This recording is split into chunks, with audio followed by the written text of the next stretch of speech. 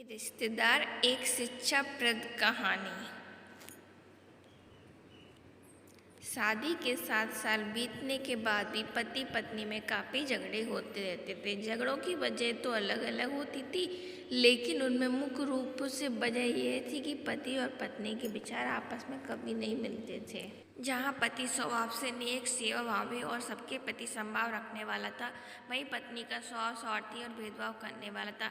पति पत्नी के स्वभाव और उसके व्यवहार से तंग आ गया तो वह हमेशा कोशिश करता कि पत्नी का आचरण और स्वभाव में किसी तरह बदलाव आए। पत्नी अपने ससुराल साइड के रिश्तेदारों के साथ कभी सीधे मुंह बात न करती। कई लोग उसके खराब व्यवहार के कारण नाराज हो जाते, लेकिन पत्नी उसकी भी परवाह नहीं करती। पति को इस बात से काफ़ी दुख होता कि उसकी पत्नी उससे इतनी विपरीत क्यों है। परेशान हो चुके पति ने अब खुद ही परिस्थिति को सुधारने का मन बनाया और एक प्लान बनाया। अगले दिन पति ने पत्नी से कहा, सुनो कम्बो, मैं सोच रहा था कि मम्मी पापा, बहन भाई और उनके बच्चों को घर पर इनवाइट कर लेता हूँ। काफ़ी समय हो गया उनसे मिले हुए, इसी बहाने उनसे मिल भी लेंगी, उनके साथ थोड़ा समय बिताने के लिए मिल जाएगा। तुम क्या कहती हो? पत्नी के चेहरे से साफ दिख रहा था कि इसे ये आइडिया पसंद नहीं आया, लेकिन उसने पति का मन रखने के लिए बेमन से हाँ कह दिया। पति खुश हो गया। पत्नी को अगले दिन अच्छा खाना बनाने के लिए बोलकर सभी को फ़ोन करके बड़े प्यार से अपने घर आने के लिए न्योता देने लगा।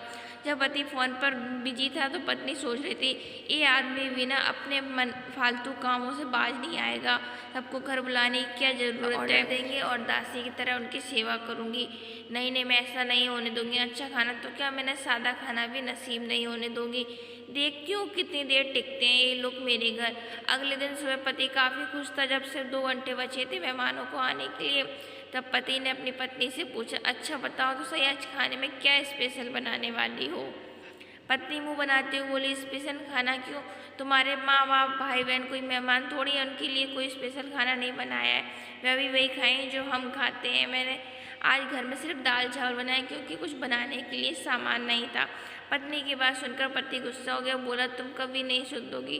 अगर घर में सामान नहीं था तो मुझे अगर बता दिया होता, बाजार से जाकर ले आता, लेकिन कुछ ढंग का तो बना लेती। अब सिर्फ 1 घंटा बचा और सभी आने वाले हैं, मैं क्या मुंह दिखाऊंगा उनको? तुम ही रहो यहाँ, तो मैं जा रहा हूँ, उसके जाने के बाद वापस आऊँगा, कहकर पति घर से बाहर चला गया।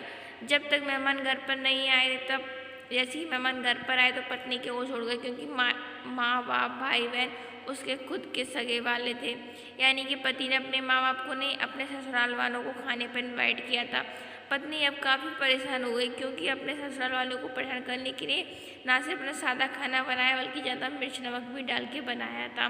पत्नी ने पति को फ़ोन मिलाया और कहा, तुमने पहले मुझे क्यों नहीं बताया? तो मेरी मम्मी पापा और भाई बहन आने वाले हैं, तुम पहले बता देते तो मैं अच्छा खाना उनके लिए बनाती। पति ने कहा, मैंने वही बताया जो मैं उन्हें मानता हूँ। मैंने कभी तुम्हारे परिवार वालों को पराया नहीं समझा, तुमने कभी परिवार वालों को अपना नहीं माना, और मैं जानता हूँ ये सोच कर मम्मी पापा, भाई बहन आने वाले जानबूझकर तुमने घटिया खाना बनाया। जो किया वो अब तुम खुद ही भुगतो। तुमने मुझे फ़ोन इसलिए किया है क्योंकि तुम बाहर से खाना मंगवा सको, जो कि मैं नहीं लाऊंगा, और कहकर पति ने फ़ोन काट दिया। ना चाहते हुए भी पत्नी को अपने मायके वालों को वही खाना खिलाना पड़ा। उसके रिश्तेदार भी सोच में पड़ गए। बेटी समझकर उन्होंने कुछ नहीं कहा। बाद में जब दामाद ने सारी बात उन्हें बताई तो बहुत शर्मिंदगी हुई, और अभी उसके बुरा बर्ताव के लिए उसे डांट कर उससे नाराज होकर चले गए। दोस्तों, अच्छे रिश्ते बनाए जाते हैं प्यार और अच्छे व्यवहार से, सिर्फ खून के रिश्ते अच्छे नहीं होते।